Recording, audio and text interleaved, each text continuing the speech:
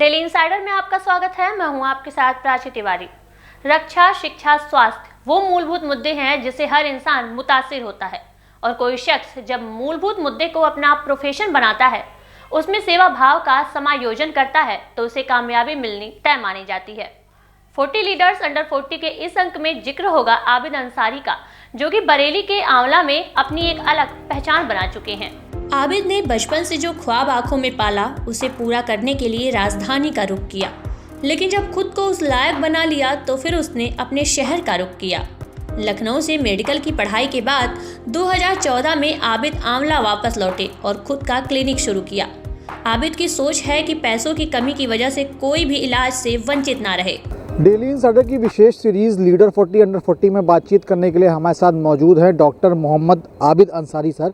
Sir, बहुत स्वागत है आपका डेली इंसाइडर में। Thank you. मेरा पहला सवाल ये है कि लोग आपको जानते हैं कि आप एक डॉक्टर हैं, आंवला क्षेत्र की जनता आपको जानती है। अगर इस पूरे आपकी जर्नी की बात की जाए तो कैसी रही आपकी जर्नी, क्योंकि लोग आपकी ज़ुबानी ही आपकी कहानी सुनना पसंद करेंगे। देखिए, मैंने 2003 में आंवला से ही इंटर किया था। फिर आंखों में कुछ सपने थे कि डॉक्टर बनना है। तो आंवला में तो केवल इतना पढ़ाई के लिहाज से काफ़ी पिछड़ा हुआ इलाका है, लेकिन एक सोच लेके हम चले थे। फिर हम लखनऊ के लिए रवाना हुए। वहाँ पी मेडिकल कोचिंग ली हमने। फिर हमारा वहाँ सिलेक्शन हुआ CPMT के थ्रू। फिर एक सपना था कि हाँ कुछ करना है। फिर वहाँ से कोर्स किया हमने लखनऊ से।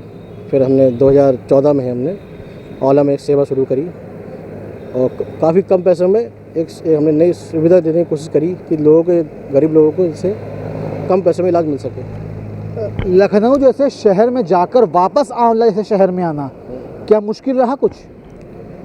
नहीं, देखो ऐसा है, अगर आपके काम में ईमानदारी है और आप कुछ करना चाहते हैं तो अपने पहले अगर बेस से स्टार्ट नहीं करोगे तो आपको कौन जानेगा। भाई लखनऊ में तो आप बहुत लोग हैं, आपको कौन जानेगा। जब आप यहाँ बेस से लेकर चलेंगे फिर आप दुनिया में कहीं चले आए, जब तक आप बेस से जुड़े हुए नहीं होंगे आपको कोई पहचान नहीं मिलेगी।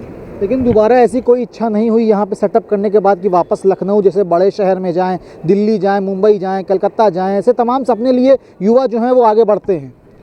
देखो, मैं आजकल के युवाओं से कहना चाहूँगा कि चिकित्सा के क्षेत्र में अगर अपनी पूर्ण ईमानदारी से आप काम करते हैं तो आपको इज़्ज़त हर जगह मिलेगी। छोटे शहर में भी इज़्ज़त मिलेगी। अब आप जब इज़्ज़त छोटे शहर में आपको मिलेगी तो अब बड़े शहर में अपने आप ही आपको इज़्ज़त मिलेगी। जब तक आप अपने बेस शहर में आप काम नहीं करेंगे, आपको लोग पहचान बनाएंगे, अपने बेस से बनाइए, तब आपका नाम आगे बढ़ेगा। डॉक्टर साहब, जो पूरी जर्नी आपकी रही है उसमें कहीं ना कहीं कोई ना कोई एक इंस्पिरेशन ज़रूर होगा आपकी जर्नी में। कौन है वो? देखो, मेरा डॉक्टर का सपना मेनली मेरे माँ का था। एक माँ ने मेरे सपना बना था कि मुझे डॉक्टर बनाना है। उन्होंने काफ़ी मेहनत की है इसके लिए। मैं इंस्पिरेशन उनको ही मानता हूँ कि उन्होंने मेरे लिए बहुत मेहनत की है। माँ की बात आपने बताई और माँ से बढ़कर तो दुनिया में कोई नहीं होता है। अगर वर्तमान स्थिति की बात की जाए तो आप अपने आप को कहाँ आंकते हैं, आंवला क्षेत्र में, डॉक्टरी क्षेत्र में, और भविष्य आप कैसा देखते हैं? देखो, अब तो जब मैं आया था पहला सेटअप मैंने ही डाला था यहाँ आंवला में। 1-2 सेटअप और भी थे, लेकिन मैंने जब एक नई शुरुआत की, सर्जरी स्टार्ट करी मैंने आंवला में, और धीरे धीरे और भी सेटअप खुल रहे हैं। एक अच्छा हब बनना है। अब ये कुछ चीज़ें ऐसी हैं, लोग बरेली जाते हैं, लखनऊ जाते हैं, दिल्ली जाते हैं। एक मैंने नई शुरुआत की है। इस शुरुआत से और लोग भी जुड़ रहे हैं और लोग भी डॉक्टर लोग आ रहे हैं और हॉस्पिटल खुल रहे हैं। एक अच्छा आंवला के लिए अच्छी सुविधा मिलेगी। तो साहब, एक सवाल मेरा ये है कि जब भी कोई बीमार होता है वो आसपास के डॉक्टर्स के पास जाता है, लेकिन फिर उसको याद आता है कि नहीं, वो लखनऊ जाएगा तो KGMC में जाएगा, दिल्ली जाएगा मेदांता, इस तमाम ऐसे बड़े अस्पतालों का तरफ लोग रुख करते हैं। तो ये पलायन आंवला से दूसरे शहरों में ना हो, इसके लिए क्या आपने कोई अभी तक फ्यूचरिस्टिक सोच जो है वो डेवलप की है? देखिए, मैंने तो एक छोटी शुरुआत करी है, सर्जरी स्टार्ट करी है, और नए नए डॉक्टर हमको मिलेंगे तो नई नई सुविधाएं हम और ऐड करेंगे इसमें। अब ये जितने डॉक्टर हमको मिलते जाएंगे, नई नई सुविधा ऐड होती जाएंगे। हम चाह रहे हैं कि आंवला के लोग, ये बरेली जाना पड़ रहा है हमको, बड़े शहरों में जाना पड़ रहा है, ना जाना पड़े। एक नई शुरुआत करी, सर्जरी स्टार्ट करी है, देखते हैं आगे क्या होता है। जो भी नए युवा इस पेशे में आ रहे हैं उनको कोई संदेश देने की कोशिश करेंगे आप? मैं युवाओं को यही संदेश देना चाहूँगा, कोई भी काम करें अपने काम में एक ईमानदारी होना चाहिए। देखो, पैसे के पीछे ना भागो, शॉर्टकट ना अपनाओ। शॉर्टकट में जल्दी से पैसा कमा ले, पैसा तो खुद ही चल के आएगा। अगर आप में काबिलियत है तो पैसा खुद चल के आएगा। पहले अपने आप को काबिल बनाओ, अपने काम में ईमानदारी बरतना चाहिए। अगर आप अपने काम में ईमानदार रहेंगे आप सक्सेस जरूर मिलेगी आपको। अभी आपने ईमानदारी की बात की, काम में सक्सेस की बात की, तो आपके नज़रिए से किसी भी काम में सफलता प्राप्त करने के लिए सबसे ज़्यादा ज़रूरी क्या होता है? सबसे ज़्यादा ज़रूरी है टाइम। अपने काम को प्यार करिए, अपने काम को टाइम दीजिए। अगर आप टाइम नहीं देंगे अपने काम को तो कौन पूछेगा आपको। टाइम बहुत ज़रूरी है, कोई भी काम हुआ। अब आप रिपोर्टर हैं, अपने काम में टाइम दे रहे हैं, कहीं रिपोर्टिंग हो रही है, आप जा रहे हैं, खुद से जा रहे हैं। हर काम में एक टाइम और ईमानदारी ज़रूरी है, तभी आप आगे बढ़ पाएंगे। फिर भी कुछ ऐसी बातें जो आप आज के युवा को, यूथ को बताना चाहते हैं? यही है कि अपने काम में ईमानदारी बरतें और लगन से काम करें। कोई शॉर्टकट नहीं है किसी सफलता का। आप कहें कि शॉर्टकट अपना के मैं सफलता हासिल कर लूँ, ऐसा कोई शॉर्टकट नहीं है। मेहनत आपको करना पड़ेगी और अपने काम के प्रति टाइम समय देना पड़ेगा, ईमानदार बनना पड़ेगा।